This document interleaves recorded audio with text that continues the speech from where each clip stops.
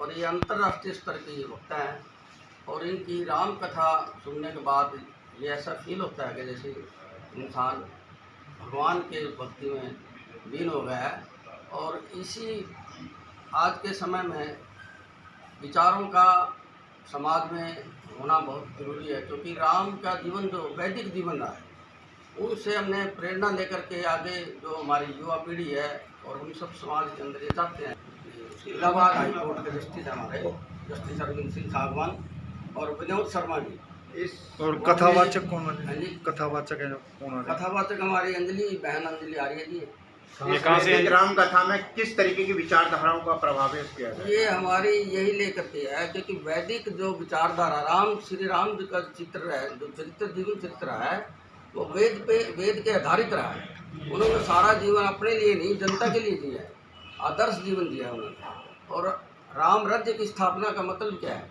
हर जन सुखी हो जिसमें, ऐसे राम राज्य की कल्पना लेकर ज्ञापन चलता है। बच्चों का योगा का कार्यक्रम चलता रहता है, संगीत का कार्यक्रम बच्चों को सिखाते हैं। यहाँ से बच्चे पढ़ करके काफ़ी बड़े बड़े पदों में भी गए हैं, सेना में भी गए हैं। इस समय कितने बच्चे हैं इसमें? इस समय 80 बच्चे हैं। 80 बच्चे जो स्टडी कर रहे हैं। तो सर बच्चे सारे बाहर के हैं या करनाल के? नहीं, ये बच्चे तो अलग अलग गाँव के, शहरों, अलग अलग जगह। क्या इस कार्यक्रम में जो सर क्या कहना चाहेंगे?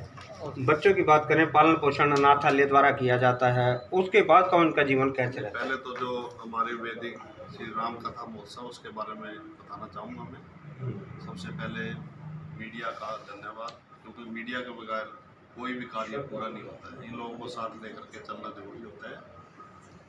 जो हमारा प्रोग्राम है ये 10 से 16 जून तक चलेगा, जिसके अंदर बहन अंजलि आर्य, बहन तो क्या कहूँ मैं, तो उनको जो है ब्रह्मचारिणी कहना चाहिए, उन्होंने शादी नहीं की अभी तक। उनकी जितनी भी कथाएं हमने सुनी उनमें आदमी इतना भावुक हो जाता है, वो इतने अंदर से इतनी वो मधुर भाषा से कथा सुनाती हैं कि आदमी के हर एक दिमाग के अंदर उनकी कथा के जो भी गुण हैं वो सब उनके अंदर आते हैं। सर अभी आपने कहा कि जो उनकी कथाएं हैं वो ऐसी हैं कि भावुक हो जाते हैं, श्रद्धालु वो कथा सुनाते हैं। हमने इसी कथा को सुन करके जो हमारे बच्चे हैं आश्रम के, उनको इसीलिए कथा सुनाने के लिए बुलाया है। भाई उनको जो है कम से कम राम के बारे में पता लगे, भाई राम के अंदर क्या गुण थे, राम के अंदर क्या संस्कार थे, कृष्ण के अंदर क्या संस्कार थे। वही संस्कार हम अपने बच्चों को देना चाह रहे हैं और इन्हीं के माध्यम से बच्चों को वो संस्कार मिलेंगे।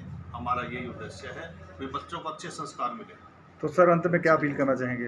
हम यही अपील करना चाहेंगे, वैसे तो हमारे पास जो है करनाल की जितनी भी धार्मिक संस्थाएं हैं उनको सबने हमने बुलाया है, तो वो लोग हमारे साथ हैं, बिल्कुल तन मन धन से हमारा सहयोग दे रहे हैं। उनकी जितनी भी टीमें हमारे पास आ रही हैं, वे कहते हैं भी हम लोग आपके साथ हैं। क्योंकि कई लोगों का मत ये होता है कि भाई शायद जैसे भी आर्य समाज है जो राम और कृष्ण को नहीं मानते, नहीं ऐसा कुछ नहीं। राम कृष्ण को सब मानते हैं। हम भी अपने बच्चों को संस्कार देना चाहते हैं। जो श्रद्धा अनाथालय के अंदर अनाथ बच्चे रहते हैं, भी उनको भी राम की कथा के माध्यम से अच्छे संस्कार मिले, उनको पता लगे भी उन्होंने क्या किया, उनका चरित्र कैसा था, उनके चरित्र के ऊपर जाएगी। ठीक है सर।